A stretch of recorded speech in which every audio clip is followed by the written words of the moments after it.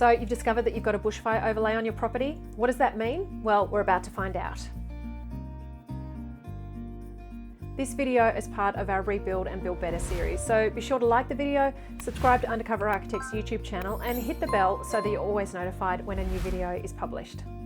If you're planning a renovation or new build and you've discovered that the land that you're on actually has a bushfire overlay or a particular zoning that's related to bushfire and you've got to sort out your bushfire attack level or your BAL rating, this video is going to be really helpful for you to understand how do you go about doing that and what does it actually mean for your new build or renovation project.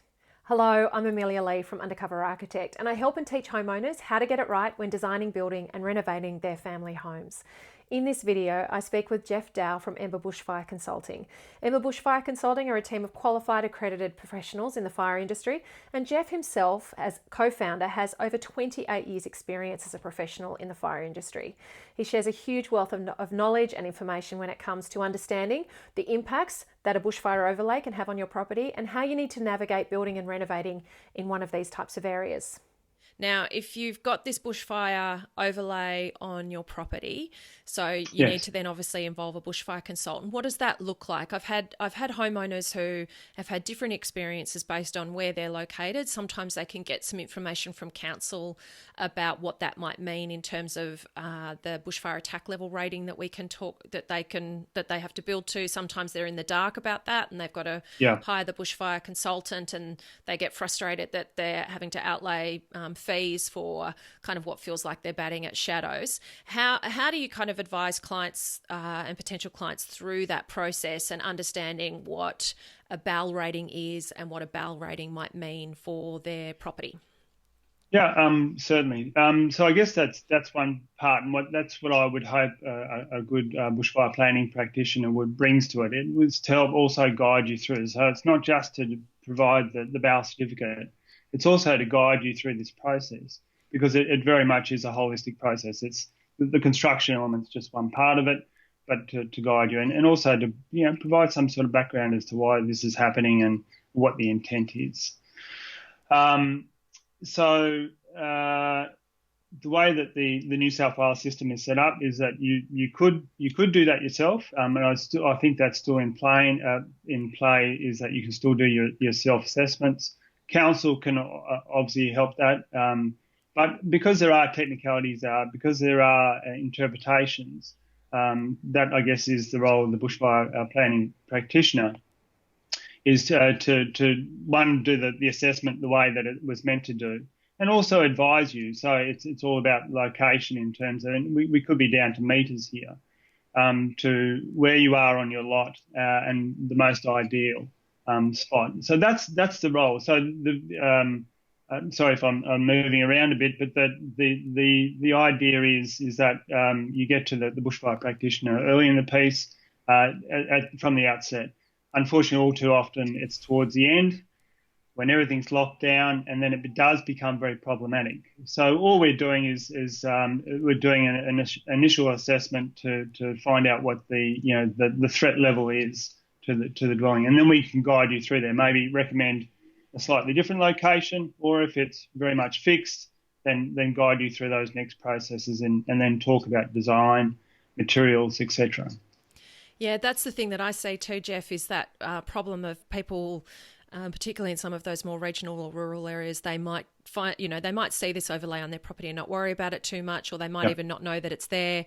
They then go through figuring out their design. They get to the point of kind of hiring a builder, and the builder then does some due diligence and finds out that there's this bushfire overlay, but the design's already done and drawn and engineering's all done. And then there's this kind of whole process of, oh, hang on, no, we've got to actually make this compliant with a BAL rating and with the National Construction Code. And it's a very challenging thing to find out at that point, because there are cost impacts and there's legislative impacts, of course, around that rating, isn't there? So I think I'm always encouraging homeowners to find out their council information very early in their project before they sort of even start thinking about how they might be renovating or extending, or where they might be building, because it can be one of these things that if you do build in a different location on your site, if you've got that opportunity to do that, you can actually have some scope then to have a bit of flexibility around that.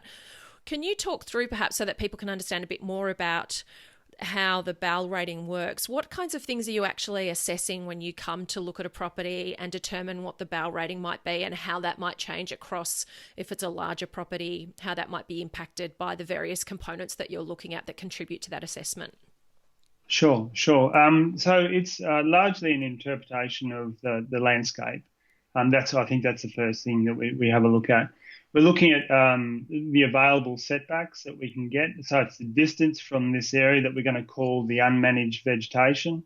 And in between the structure and the unmanaged vegetation is the asset protection zone, which we'll probably get onto a little bit later on. It's an interpretation of the landscape in terms of the vegetation classification, the slopes that are affecting it, and that can be complex too, because it's not just dropping away at a nice steady state. It might drop away, it might come back up again. That's over a set distance.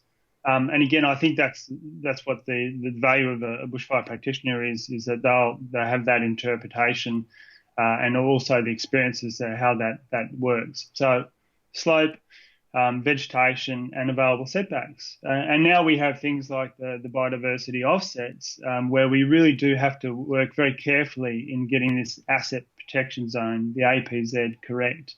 It's not too big, it's not too small, because if it's too small, then obviously the BAL rating goes up. And then, as I mentioned earlier, it's also say, hey, look, this is probably going to be a bit tricky here.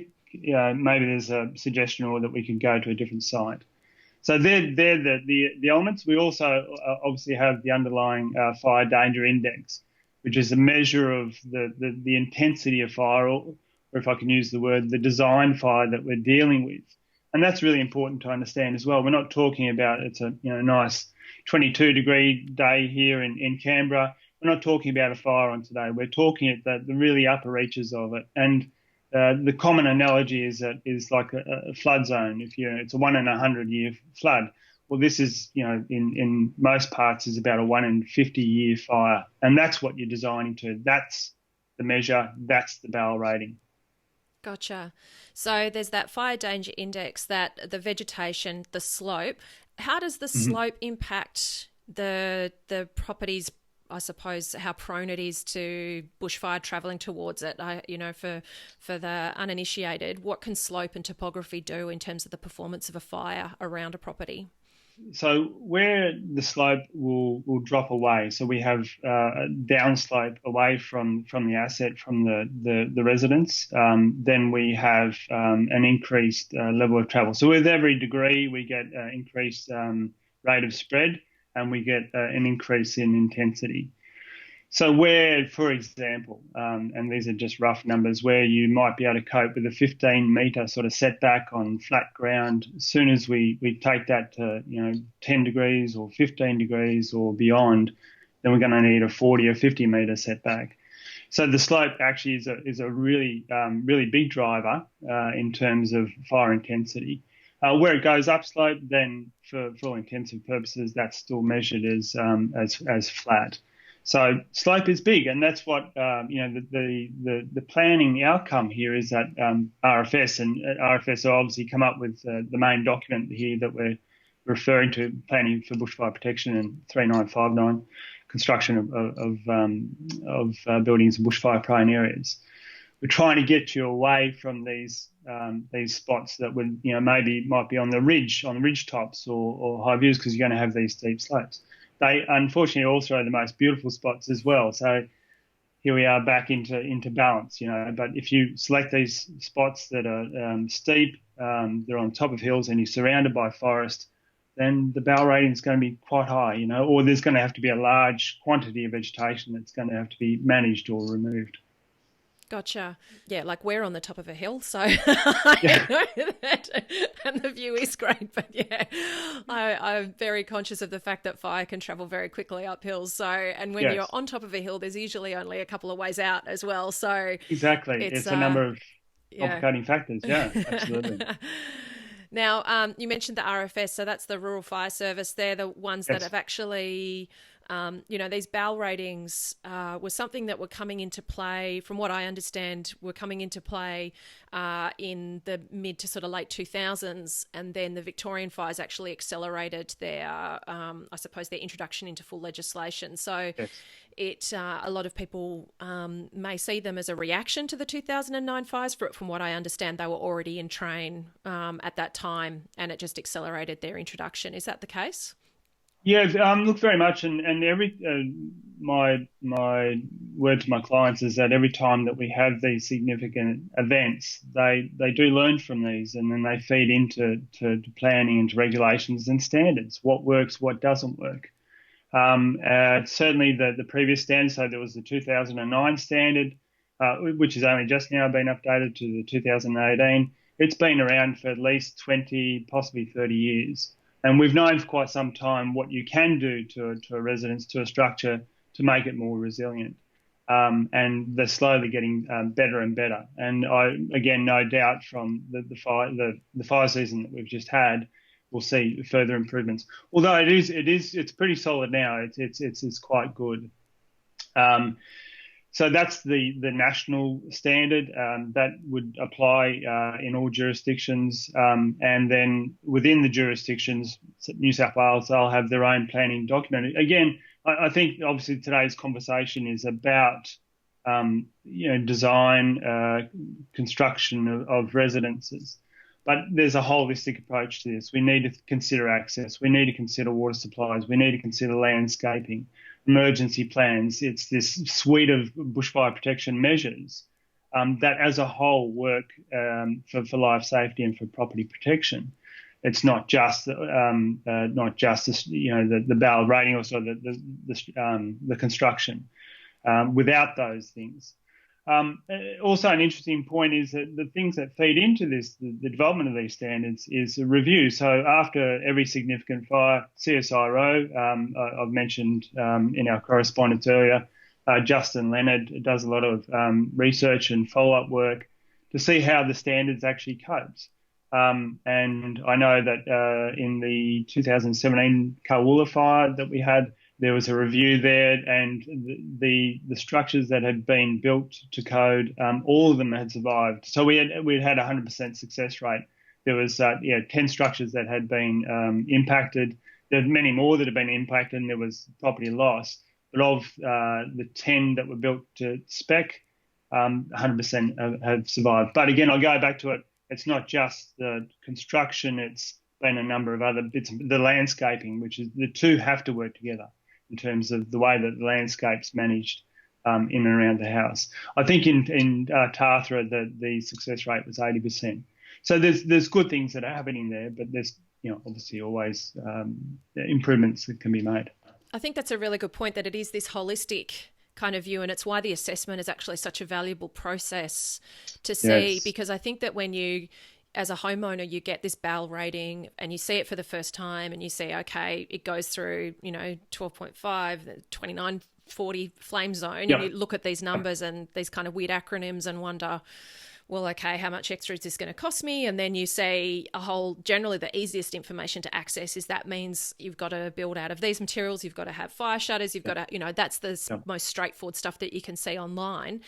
Yes. But then what you can't say is that the impact that some other decisions can have around how you treat your whole property, particularly if you are in one of these regional locations where you do have a bit more land to play with, and you can start implementing management strategies and an understanding of your landscape to create that holistic response where you're dealing with that kind of asset protection zone and the landscape management generally.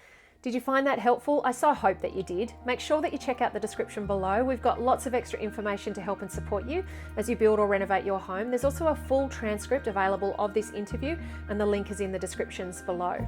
Now, be sure to like the video, subscribe to Undercover Architect's YouTube channel, and hit the bell so that you're notified every time a new video is published. And you can be sure to check out these videos as well, because we've got lots of extra information to share with you that's going to be super helpful. As always, thank you for tuning in and for letting me be your secret ally. Until next time, bye.